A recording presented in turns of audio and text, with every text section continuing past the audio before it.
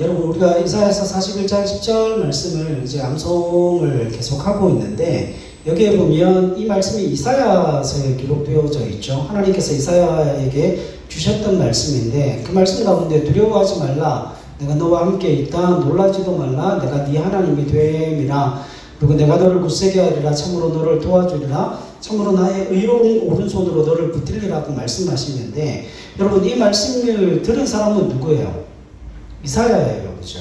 그런데 그 이사야의 말씀이 성경에 기록되어져 있는 의미는 뭘까요?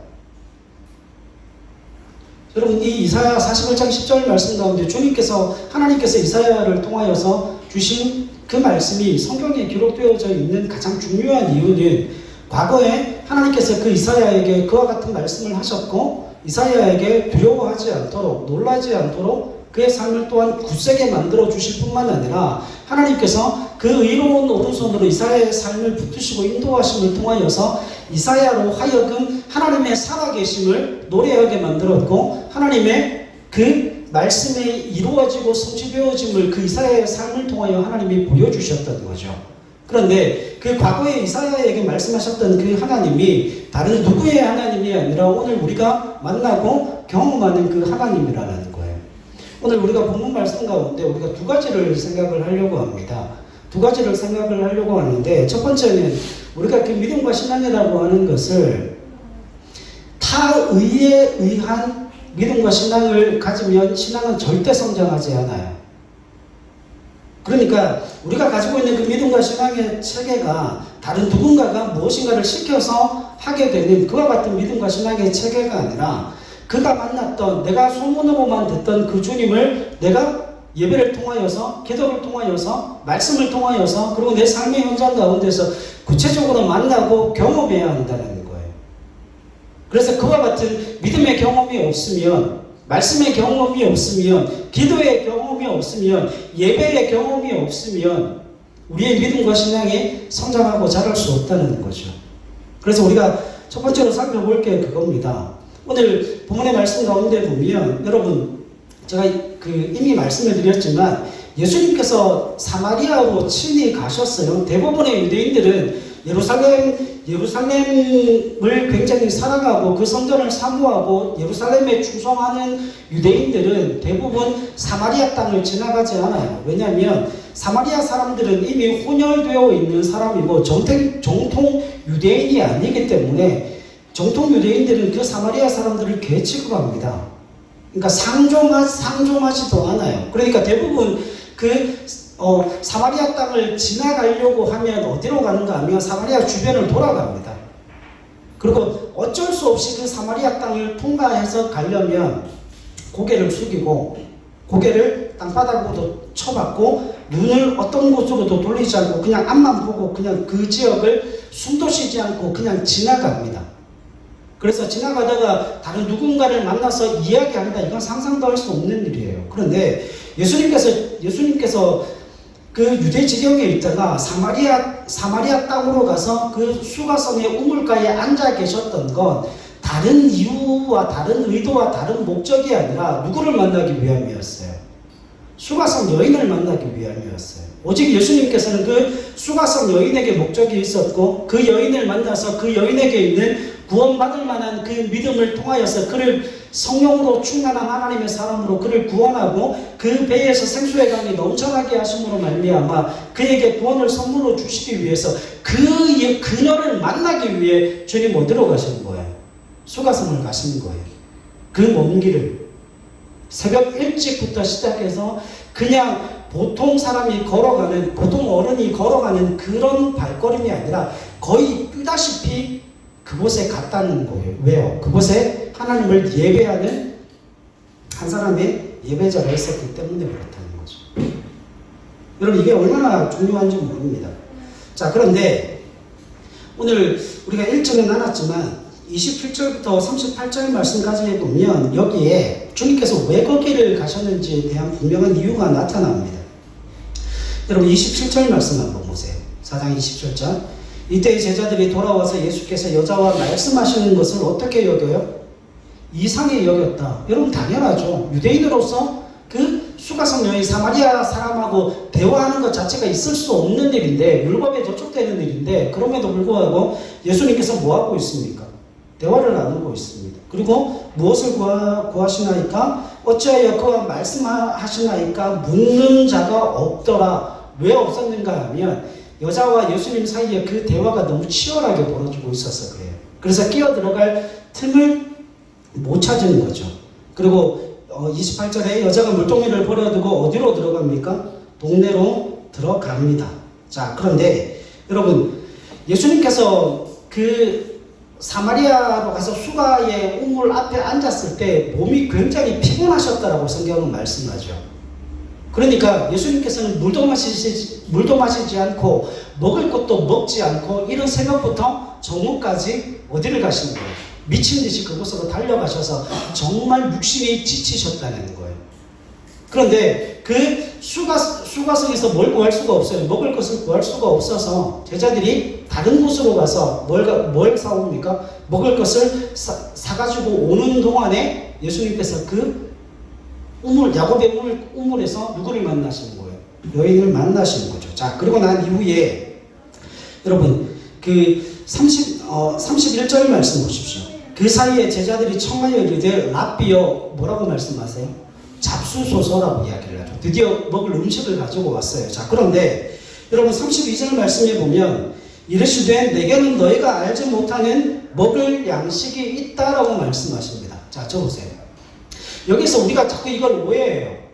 여러분, 예수님께서는 물도 없으셨고 먹을 음식도 없으셨어요. 예수님께서 먹을 음식을 가지고 계셨다면 제자들을 굳이 다른 마을로 보내서 음식을 사오라고 이야기하지 그런 말씀을 안 하셨겠죠. 그런데 제자들은 음식을 사러 갔고 예수님은 홀로 남겨진 거예요. 그렇다면 예수님께 양식이 있었다는 거예요? 없었다는 거예요? 양식이 없었다는 거예요. 그런데 예수님이 너무 지치고 피곤하셨던 제자들이 그 예수님을 떠나서 음식을 사러 갔을 때는 예수님이 너무 피곤하고 너무 지치신 그 모습을 보고, 그래서 도저히 일어나실 수 있는 그 기록조차도 없어서 야곱의 우물가에 앉아 계신 것을 보고 제자들이 음식을 사러 갔다 왔는데, 음식을 사러 갔다 와서 보니까 아니 그때 그 힘이 다 빠지고 몸에 힘이 다 빠졌던 그 예수님은 온데간데 없고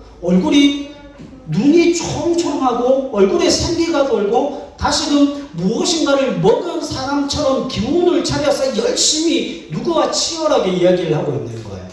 수가성 여인과 열심히 대화를 하고 계시는 거예요. 모든 기력이 회복되어진 것처럼.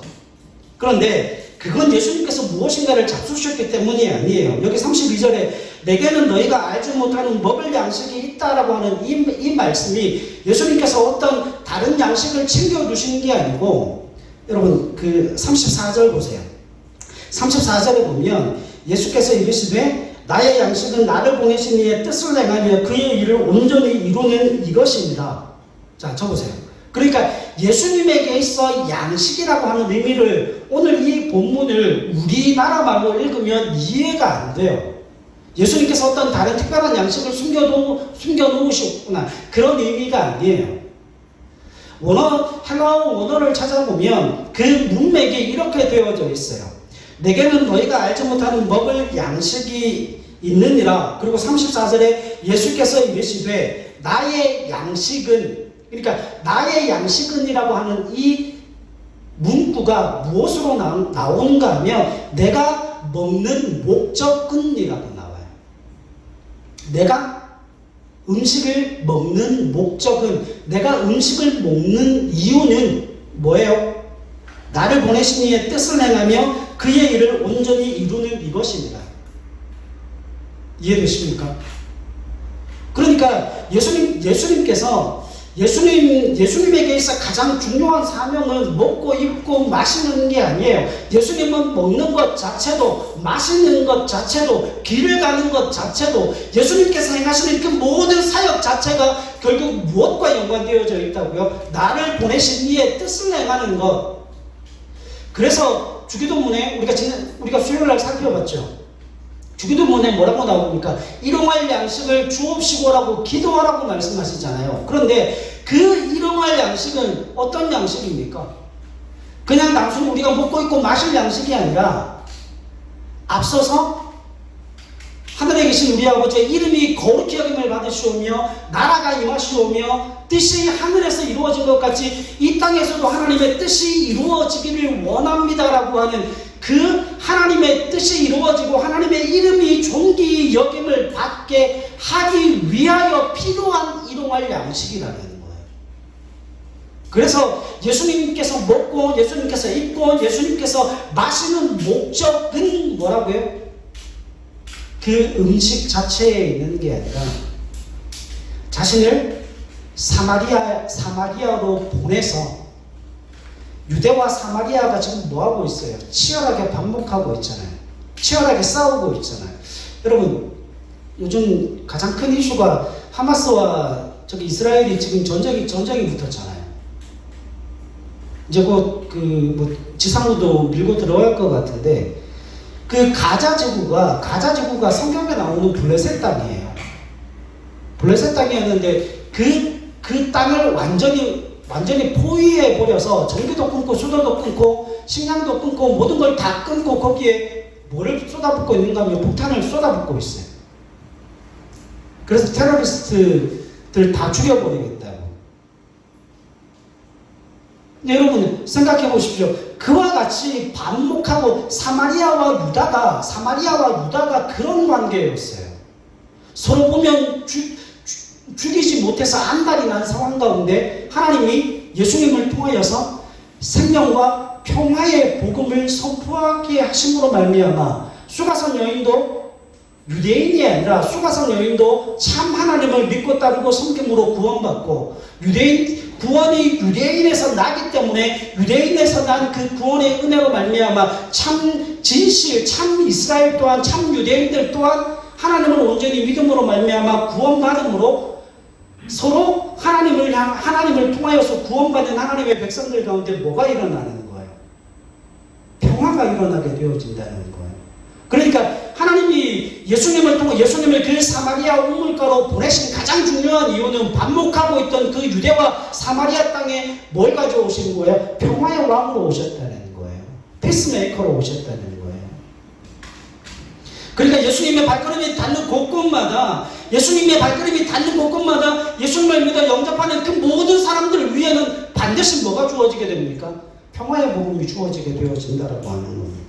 그러니까 예수님께서 그 양식을 뭐라고 표현하시는가 하면 내가 이 사마리아에 와서 이 여인을 만나 그렇게 대화하면서 내가 다시금 생계를 되찾고 내가 다시금 영적으로 회복되어지게 되고 내 육신이 회복되어지는 가장 중요한 이유는 나를 보내신 그 하나님의 뜻을 내가 온전히 행함으로 말미암아 내가 다시금 기뻐하고 소생되어지고 회복해 되어짐을 통하여서 예수님께서 뭐라고 말씀하십니까? 그것이 내가 음식을 먹는 이유와 목적임을 제자들에게 선포하고 있는 거예요. 제자들에게 가르쳐 주고 있는 거예요. 자, 이해하셨죠? 자, 본론으로 들어갈게요. 그리고는 여러분 39절 말씀 한번 보십시오. 39절. 여자의 말이 내가 행한 모든 것을 그가 내게 말하였다 증언하므로 그 동네 중에 많은 사마리아인이 누구를 믿어요? 예수를 믿어요. 누구의 증언 때문에 예수를 믿어요? 사마리아 여인 때문에 예수를 믿어요. 제가 말씀드렸죠. 그 사마리아 여인에게 있어서 가장 치명적인 그가 가장 힘들어하고 가장 고통스러워하던 문제가 뭐였다고요? 관계의 문제였다고요. 여러분 예수 그리스도를 잘 믿고 그 주님 안에 있는 은혜를 누리고 하나님께서 베풀어 주시는 그 놀라우신 은혜와 자비와 긍휼을 받아야 우리의 삶 속에 있는 우리가 넘어설 수 없는 가장 중요한 인생의 문제를 넘어갈 수 있다는 거예요. 그게 관계의 문제가 되었던, 그게 앞날의 문제가 되었던, 그게 물질의 문제가 되었던, 건강의 문제가 되었던, 내가 내 힘으로 내 능력으로 어떻게 할 수 없는 내 인생에 있어 가장 힘든, 가장 넘어서기 어려운, 날마다 그것 때문에 부서지고 넘어지고 그것 때문에 자존감이 무너져가는 그 문제를 어떻게 해요? 예수님을 만나고 그 예수님께서 부어주시는 은혜와 성령으로 충만하게 되는 그 역사로 말미암아 그 어려움들을 넘어가게 되어집니다. 그러니까 여러분들 우리가 믿음 생활을 얼마나 엉망으로 하고 있는가 하면 우리가 우리 삶 속에서 힘들고 어려워하는 그 모든 문제들을 우리는 다 알고 있잖아요. 내가 뭐에 날마다 넘어지고 무엇 때문에 가장 힘들어하는지 잘 알고 있잖아요. 그럼에도 불구하고 뭘 구하지 않는가 하면 주님을 제대로 만나고 주님의 은혜가 내게 임하게 되면 하나님의 성령으로 내 심령이 채워지게 되고 내 안에서 산소의 강이 차고 흘러 넘치게 되면 넘을 수 없는 그 장벽과 같은 그 벽을 넘어갈 수 있고 그 벽을 무너뜨릴 수 있고 그 가운데 하나님의 은혜의 역사가 그 벽을 무너뜨리게 하는 능력으로 드러나고 나타난다는 거예요. 여러분, 이 여인에게 있어 가장 넘기 힘든 문제가 관계의 문제였어요. 오죽하면 여러분 낮의 온도가 40도가 넘어가는 그 뙤약볕에 아무도 물을 기르러 오지 않는 그 한낮에 홀로 사람들의 눈을 피해서 그곳에 물을 들어왔겠습니까? 여러분 사람들과 유대인에게 있어 사마리아는 개취급을 당하고 상종하지도 않는 그와 같은 사람이었지만 그 사마리아 수가라고 하는 그 동네에 있어서 그 여인은 그 사마리아 사람들조차도 상종하지 않는 사람이었어요. 그리고 그 여인과 누구도 관계하고 싶지 않았던 사람이었어요. 알고 싶지도 않았고 대화할 수도 없었고 그리고 자신의 삶을 어느 누구한테 떳떳하게 내어놓을 수도 없는 그 상황에 놓여져 있는 그 여인이 물동이를 버려두고 어디로 달려갑니까? 사람들에게 달려가잖아요. 그리고 40절 보십시오. 사마리아인들이 예수께 와서 자기들과 함께 유하시기를 청하니 거기서 며칠을 있어요? 이틀을 유하시매 예수의 말씀으로 말미암아 믿는 자가 더욱 많아 42절 같이 읽겠습니다. 시작. 그 여자에게 말하되 이제 우리가 믿는 것을 내 말로 인함이 아니니 이는 우리가 친히 듣고 그가 참으로 세상의 구주신 줄 알미라 하였더라. 아멘. 42절 별표하세요. 42절 별표하세요. 여러분 이 사마리아인들이 얼마나 믿음으로 잘 준비되어 있는 사람인가 하면 얼마나 그 메시아를 기대하고 있었던 사람인가 하면 그 여자에게 말하되 이제 우리가 믿는 것은 내 말로 인함이 아니고 그들이 뭐 했다고 그래요? 우리가 메시아로부터 친히 들었다는 거야. 자 여러분 적으세요. 그러면 이 여인이 사마리아 사람들한테 가서 내가 메시아를 만났다라고 이야기했을 때 이 사람들이 그 여인의 이야기를 듣고 메시아가 정말 왔나 보다. 그래서 예수님께로 달려나갑니다. 예수님께로 달려나가서 예수님 이 여인에게 말씀하셨던 것처럼 이 여인을 만나셨던 것처럼 우리에게도 말씀해 주십시오. 내게도 말씀해 주십시오. 내게도 은혜를 베풀어 주십시오. 그래서 며칠을 유하게 했다고요. 이틀을 더 머무시면서 이 여인과 대화하셨던 것처럼 우리와도 대화하시고 이 여인에게 가르쳐 주셨던 그 예배가 무엇이고 참된 진리가 무엇이고 신령과 진리로 예배한다는 그 의미가 무엇인지를 우리에게 가르쳐 주십시오. 그리고 직접 이틀 동안 예수님과 함께 있으면서 뭘 들었어요? 예수님의 말씀을 들었어요. 그리고 그들이 결론을 내리죠. 이제 우리가 믿는 것은 내 말로 인함이 아니니 이는 우리가 친히 듣고 그가 참으로 세상의 구주신 줄 우리가 알기 때문이다. 여러분 이 사마리아 여인이 예수님을 만났던 그 만남 때문에 그 배에서 생수가 넘쳐나고 그가 예수 그리스도를 메시아로 영접하였던 것처럼 이제 그곳에 있는 사마리아 성의 사람들이 누구를 영접하는 거예요? 예수 그리스도를 영접하는데 그 예수 그리스도를 어떻게 영접합니까? 만남으로 영접하는 거예요. 예수님의 말씀을 직접 들음으로 영접을 하는 거예요. 여러분 가장 처음에는 소문일 수밖에 없죠. 좋은 것이 있더라. 그러면 좋은 것이 있더라. 와봐라. 같이 가보자. 같이 즐겨보자. 같이 어떤 것이 좋은지 한번 보자. 그래서 사람을 데리고 가잖아요. 근데 직접 가서 만나보니까 너무 좋은 거예요. 지금 그 이야기를 나누는 거예요. 여러분 우리가 믿음이라고 하는 걸 너무 오해합니다. 여러분 앞에서 제가 설교를 하고 제가 말씀을 나누지만 이 말씀은 여러분들 게 아니에요. 여러분들은 지금 뭐 하는 거예요? 하나님에 대한 소문을 듣는 거예요. 하나님에 대한 소문을 듣는 것이고 이건 제 거예요. 이건 제 거예요. 여러분들 거 아니에요. 목회자가 제일 힘들고 어려울 때가 그겁니다. 한 주 동안 말씀을 준비하면서 하나님의 은혜로 충만해서 그 말씀을 선포를 하는데 그 선포되어진 말씀이 성도들의 삶에 가닿지를 않는 거예요. 이유가 뭔 줄 아십니까? 마치 VR 체험을 하는 것처럼 삶은 제가 살았어요. 삶은 제가 살고 은혜는 제가 받았는데 마치 여러분들이 은혜를 받은 것처럼 마치 여러분들이 그 삶을 산 것처럼 오해하신다는 거죠. 그래서 설교 잘하고 난 다음에 성도들이 목사한테 목사 들으라고 좋은 소리 하고 나가잖아요. 목사님 참 은혜로웠습니다. 그리고 문을 딱 열고 나가면 삶은 없어요. 그래서 믿음이 거기까지인 거예요. 여러분 앞에서 강단에서 선포되어지는 말씀은 살라고 주시는 말씀이에요. 그냥 단순히 그거를 들으라는 말씀이 아니라 그거를 뭐하라는 말씀이에요? 듣고 체험하고 경험하라는 거예요. 왜냐하면 그걸 경험한 목사가 있고 그걸 경험한 목사가 하나님의 말씀을 선포하고 있기 때문에 그 하나님의 말씀은 살았고 운동력이 있어 좌우에 날선 어떤 곰보다도 예리하기 때문에 혼과 영감이 관절과 골수를 찔러 쪼개기까지 하는 말씀이고 우리를 온전한 하나님의 사람으로 세워 놓으시고 변화시켜 가시는 능력의 말씀이기 때문에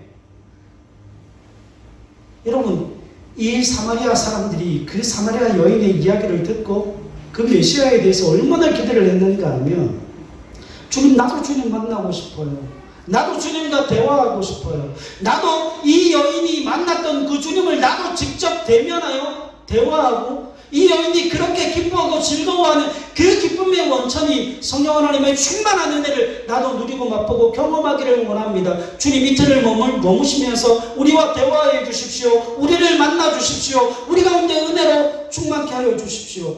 그리고 직접 이들이 그 주님을 만나잖아요. 이게 믿음인 거예요. 이게 신앙인 거예요. 여러분 오해하시면 안 돼요. 그걸 살아내시는 게 신앙입니다. 여러분 그래서 믿음을 뭐라고 표현하는가 하면 우리가 신앙생활이라고 이야기를 하잖아요. 신앙과 생활은 따로 있는 게 아니에요. 신앙은 살아내는 거예요.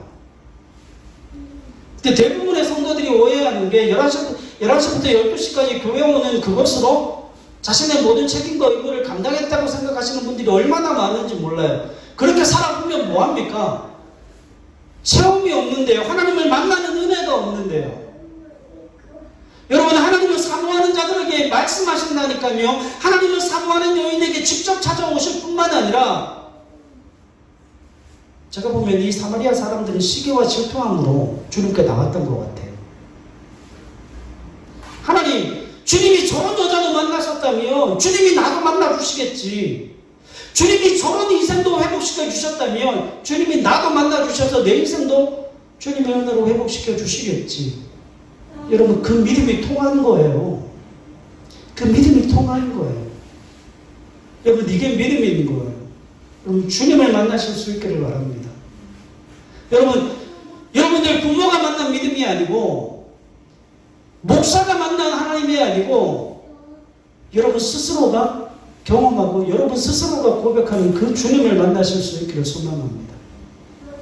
주님이 내 앞길의 인도자가 되십니다. 주님이 내 삶의 도움이십니다. 주님이 임마누엘 하나님이실 뿐만 아니라 여호와 이레의 하나님으로서 내 모든 삶의 길을 준비하시고 예비하시는 능력의 하나님이시면 여러분 만나야 그분을 그렇게 고백할 수 있는 것 아니겠습니까? 사마음으로 그 주님을 만나실 수 있기를 소망합니다.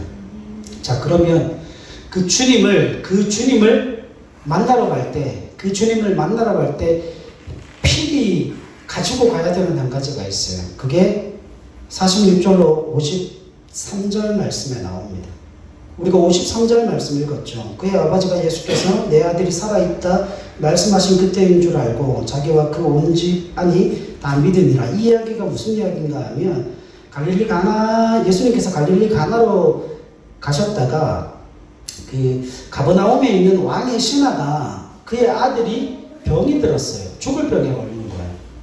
근데 그 아이를 고칠 방법이 없어서 예수님께서 갈릴리 가나로 오셨다는 소식을 듣고 가버나움에서 어디까지 달려갔는가 하면 가나까지 달려가는 거예요. 그런데 여러분, 가나에서 가버나움까지 거리가 한 34km 정도 됩니다.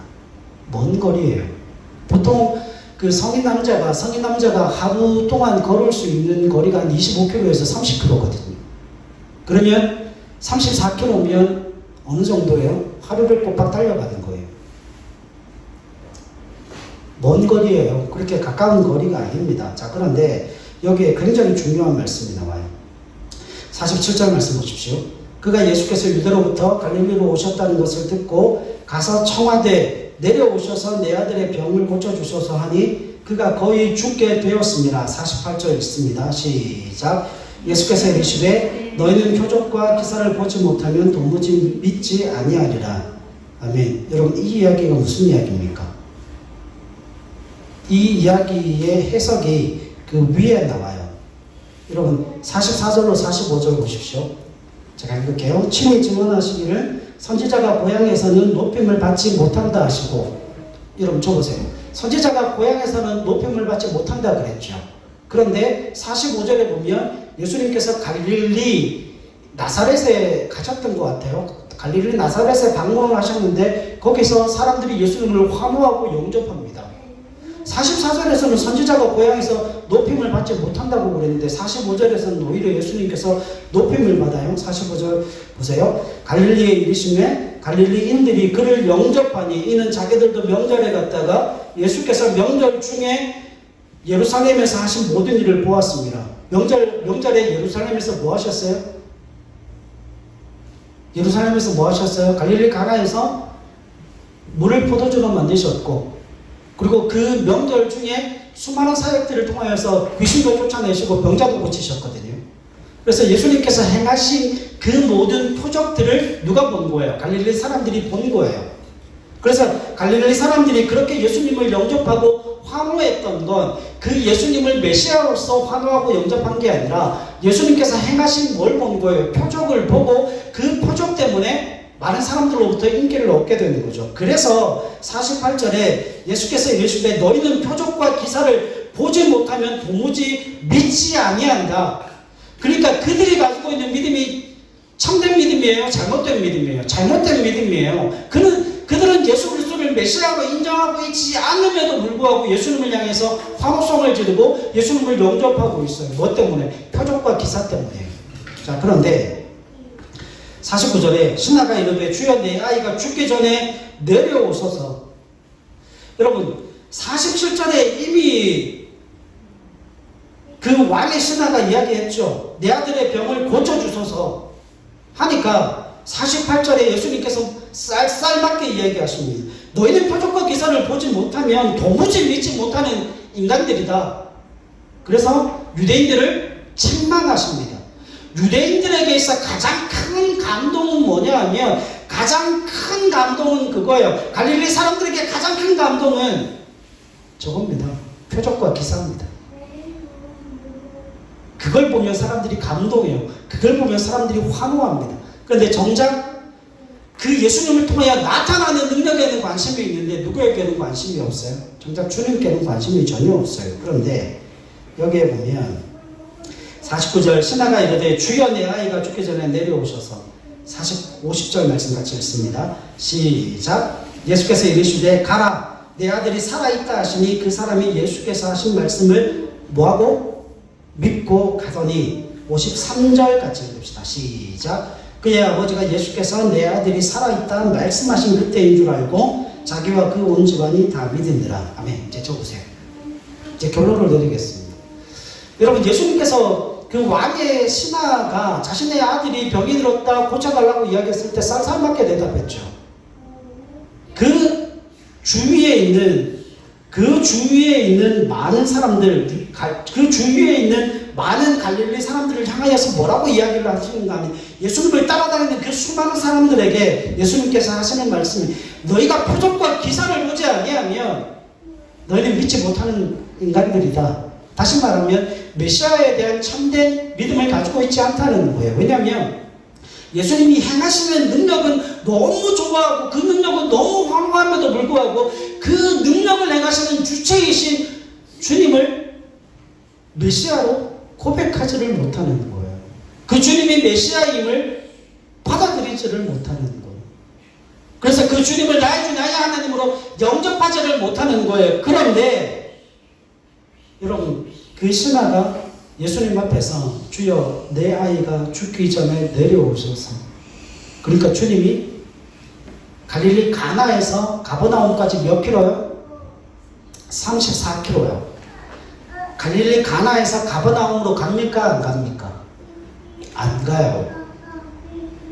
예수님께서 가나에서 가버나움으로 가시는 게 아니라 예수님께서 말씀하십니다. 말씀으로만 하세요. 예수께서 이르시되 가라 내 아들이 살아있다. 여기서 살아있다는 말은 이런 거예요. 내 아들이 살았다 이 말입니다. 살았다는 건 뭐예요? 죽었다가 회복된 거예요. 죽었다가 살아난 거예요. 거의 죽게 된 그 아들이 살았다는 거예요. 그러니까 이 왕의 신하가 그 예수님의 말씀을 뭐하고 갔어요? 뭐하고 갔어요? 믿고 갔어요. 여기에 해답이 있어요. 여러분 왕의 신하가 예수님께서 말씀하셨을 때 왕의 신하가 자기 아들이 살았다는 거 알았어요? 몰랐어요? 알았나요? 몰랐나요? 몰랐어요. 왜냐면 지금 왕의 신하는 가버나움 집에서 34km 떨어져 있는 갈릴리 가나에 와 있어요. 누구를 만나기 위해서? 예수님을 만나기 위해서요. 예수님을 만나기 위해서 갈릴리 가나에 와 있고 아들은 가버나움 집에 있어요. 34km가 떨어져 있기 때문에 예수님께서 말씀하셨을 때 그 아들이 어떻게 되었는지를 알 수가 없어요. 왜냐하면 전화기가 있는 게 아니기 때문에 확인할 수 있는 방법이 없죠. 그러면 확인할 수 있는 유일한 방법은 뭐냐면 이겁니다. 예수님께서 그 아들이 살았다라고 말씀하시니까 이 왕의 신하가 믿고 갔죠. 그 믿었다는 말은 뭐예요? 예수님이 네 아들이 살았다라고 하는 그 말씀을 누가 믿은 거야? 이 왕의 신하가 믿은 거예요. 그리고 가다가 자기 집에서부터 그 다 죽어가던 사경을 헤매던 아들이 살았어요. 살아났어요. 그러니까 거기 있던 하인이 누구에게 쫓아옵니까? 가버나움에서부터 출발해서 가나로 가는 그 길 중간에서 누구를 만나는 거예요? 왕의 신하를 만나는 거예요. 그러니까 51절 보세요. 52절 보세요. 51절 52절 내려가는 길에서 그 종들이 오다가 만나서 아이가 살아있다 하거늘 그 낳기 시작한 때를 물은즉 어제 7시에 어떻게 해요? 열기가 떨어졌나이다. 근데 그 7시가 언제예요? 예수님께서 말씀하셨던 때. 자 그러면 보세요. 예수님께서 그 많은 갈릴리 사람들을 향하여서 너희는 표적을 보지 아니하면 뭐하지 않아요? 믿지 못하는 족속이다. 그러면 표적을 보여주겠다는 거예요? 안 보여주겠다는 거예요? 표적 안 보여주시겠다는 거예요? 그런데 왕의 신하에게 표적을 보여주십니까? 안 보여주십니까? 표적 보여주셨어요? 안 보여주셨어요? 표적을 보여주셨습니다. 표적 보여주셨죠? 아들이 살았잖아요. 그 왕의 신하가 볼 때는 자기 아들이 살아날 가망이 전혀 없어요. 다시 소생하고 다시 회복할 수 있는 그 길은 제로. 그래서 마지막 희망을 가지고 예수님께 달려왔던 거예요. 예수님께 달려와서 지금 이 왕의 신하가 예수님을 향하여서 고백한 내용은 뭐냐면 표적을 보여달라는 게 아니에요. 표적을 보여달라는 게 아니고 뭐에 호소했는가 하면 하나님의 사랑과 자비에 호소하는 거예요. 내가 내 생명보다 귀한 아들이 죽을 위기에 처해져 있습니다. 내가 이 아이를 너무 사랑하는데 내가 아무리 사랑해도 이 아이를 살려낼 수 있는 방법이 없습니다. 주님, 도와주십시오. 그 이야기는 뭐예요? 주님의 그 무한한 사랑으로, 주님의 그 무한한 자비와 주님의 그 무한한 긍휼로 죽어가는 내 아들을 주님 살려주십시오 라고 이야기했을 때 예수님께서 가라, 내 아들이 살아있다. 그런데 이 왕의 신하의 그 믿음이 표적을 보고 믿는 믿음과 신앙이 아니었다는 사실, 다시 말하면 그 예수님의 말씀의 권위를 인정하고 그 예수님의 사랑과 자비와 긍휼이 넘치는 하나님이심을 믿음으로 고백했다라고 하는 그 내용의 이유가 무엇인가 하면 그 사람이 예수께서 하신 말씀을 어떻게 해요? 믿고 갔다는 거예요. 믿고 갔어요. 표적을 보기도 전에 뭘 믿은 거예요? 예수님의 말씀을 믿은 거예요. 예수님의 말씀이 믿어진 거예요. 왜요? 하나님은 사랑과 자비와 긍휼에 풍성하신 하나님이시기 때문에 그 주님께서 이제 말씀하셨고 내가 그 주님을 만났고 주님은 말씀하셨고 내가 내 생명보다 사랑하는 그 아들을 주님께서는 나보다 더 사랑하실 뿐만 아니라 그 넘치는 무한한 자비와 긍휼로 하나님께서 그 아이가 살았다라고 말씀하셨기 때문에 그 아이는 뭐라고요? 그 아이는 뭐라고요? 살아날 것이라는 거예요. 그래서 그걸 확인하게 되었잖아요. 그걸 확인하고 난 이후에 자기와 그 온 집안이 다 뭐 했어요? 믿었다라고 이야기를 합니다. 여러분, 이 왕의 신앙의 믿음의 표적을 보고 믿는 신앙이 아니에요. 그러니까 우리에게 필요한 게 무엇인가 하면 우리에게 필요한 건 이겁니다. 우리가 주님을 만나고 주님, 내가 주님을 보기를 원합니다. 그 사마리아 여인을 만나주셨던 주님, 그 선한 여인도 만나주셨다면 주님 오늘 내게 오셔서 나를 만나실 수 있지 않습니까? 나도 주님 만나고 싶습니다. 나도 주님 경험하고 싶습니다. 주님이 내 삶의 주인이심을 나도 고백하기를 원합니다. 주님 나를 만나주십시오. 그러면 주님 오신다니까요. 왜요? 자비와 긍휼에 풍성하신 하나님이시기 때문에 그 하나님을 간절히 찾는 자에게 주님 발걸음을 멈추시고 그 영혼에 임재하시고 그 영혼의 삶에 간섭하시고 개입하심을 통하여서 하나님의 자비와 긍휼을 우리에게 쏟아부어 주시는 분이세요. 그런데 그 하나님의 자비와 긍휼을 우리가 의지하며 나아갈 때에 비록 우리 눈에는 보이지 않지만 비록 내 앞에는 그 어떤 것도 보여지지 않지만 그러나 믿고 하나님의 사랑과 하나님의 자비와 하나님의 긍휼을 의지하여 주님 내게 말씀하셨기 때문에 나는 믿고 갑니다 라고 할 때 그 믿음의 여정 가운데 뭘 만나게 되는 거예요? 하나님의 표적을 만나게 되는 거예요. 하나님의 그 말씀의 성취를 만나게 되는 거예요. 한 가지만 말씀드리고 마칠게요. 여러분 창세기 22장에 보면 하나님이 아브라함을 향하여서 이삭을 번제로 바치라고 그러잖아요. 근데 하나님이 말씀하실 때 이 아브라함이 뭐 코멘트 하나도 알지 않고 yes 알겠습니다. 그리고 올라갑니다. 그리고 올라가는데 그 아브라함의 한 가지의 믿음이 뭐였는가 하면 25년 동안에 하나님과 교제하고 하나님과 그 삶의 교제를 나누고 나니까 하나님이 어떤 분이신지를 아는 거예요. 하나님은 자비하시고 긍휼하시고 하나님은 언제나 먼저 예비하시고 준비하시는 하나님이시지. 하나님이 내 아들 번제로 달라고 말씀하셨는데 하나님이 내게 주신 약속이 있지 않나. 하나님이 이 아들을 통하여서 오고 오는 모든 사람들 가운데 내 자손을 바닷가의 모래알처럼 하늘의 별, 묵별처럼 그렇게 많게 하실 건데 이 아들이 죽으면 그 모든 하나님의 은혜의 역사는 끊어지는 것 아닌가. 이 무리서에 보면 그래서 비록 하나님이 이 아들을 죽이실지라도 이 아들을 하나님께서 부활시켜 다시금 살리실 것이라고 하는 그 믿음을 아브라함은 가졌다라고 이야기를 해요. 그런데 여러분 보세요. 아브라함이 하나님의 말씀을 믿고 올라갑니다. 하나님의 말씀을 믿고 올라가는데 반대편에서 뭐가 올라와요? 순양이 올라와요. 순양이 올라오고 있었어요. 그 순양이 예비되어져 있는 순양이 아브라함 눈에 보여요? 안 보여요? 안 보여요. 어디에서 보여요? 아브라함이 순종하고 그 모리아산에 올라가서 번제나무를 벌려놓고 그 이삭을 묶고 잡으려고 할 그때에 그 순양이 보입니다. 말씀 한번 좀 확인하고 우리 같이 기도하겠습니다. 창세기 22장으로 한번 가보세요.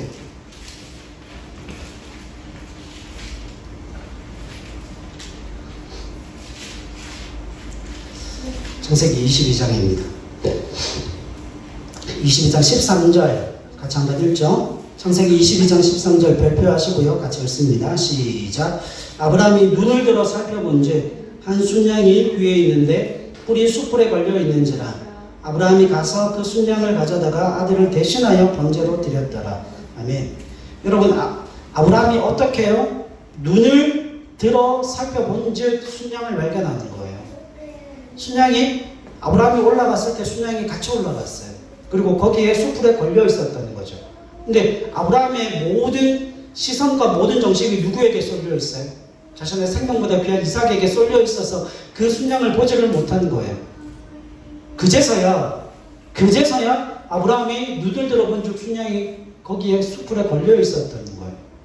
여러분, 하나님은 자비와 국률의 하나님이시요 우리를 사랑하시는 하나님이시기 때문에 그 하나님께서 우리에게 말씀하시는 바가 그거예요. 비록 우리의 눈에 보이지 않지만, 비록 내 손에 잡힌 게 없지만, 그러나 주님께서 말씀하여 주셨을 때 우리가 그 주님의 사랑을 의지하고 그 주님이 자비하시고 국률에 풍성하신 하나님이심을 믿음으로 고백하게 될 때에, 그리고 그 믿음의 길을 우리가 선택하고 걸어가게 될 때 그 길을 가는 과정 가운데 뭘 만나게 돼요? 하나님의 표적을 만나게 되어진다는 거예요. 여러분, 그 길은 어떻게 갑니까? 하나님의 사랑에 대한 확신이 있어야 돼요. 하나님의 자비, 하나님의 국률에 관한 신뢰가 있어야 그 믿음의 길을 갈 수 있는 겁니다. 근데 여러분, 주님은 우리에게 그런 분이시라는 거예요. 내가 수가산 여인도 만났어. 내가 라합도 만났어. 내가 수가산 여인도 만나고 내가 라합도 만난 하나님인데 내가 너를 못 만나겠니? 네 마음을 예비하고 준비하고 나를 그렇게 만나고 싶고 고대하기만 한다면 나는 얼마든지 너를 만날 준비가 되어 있고 그 사랑과 자비와 국률로서 모든 걸 예비하고 준비하는 전능하신 하나님이심을 너의 삶에 나타낼 거야. 말씀하시는 분이 저와 여러분들이 섬기는 하나님이시라면, 여러분, 그 주님을 친히 만나 그 주의 말씀을 들으시고 또 우리의 삶의 믿음의 길을 통하여서 그곳에 예비되어 있는 하나님의 자비와 긍휼과 하나님의 사랑을 신뢰하면서 그곳에 예비되어 있는 하나님의 표적과 기사를 맛보고 경험함으로 그것이 우리의 믿음과 신앙의 간증이 되어지는 저와 여러분들의 삶이 되실 수 있기를 주님의 이름으로 간절히 부탁을 드립니다.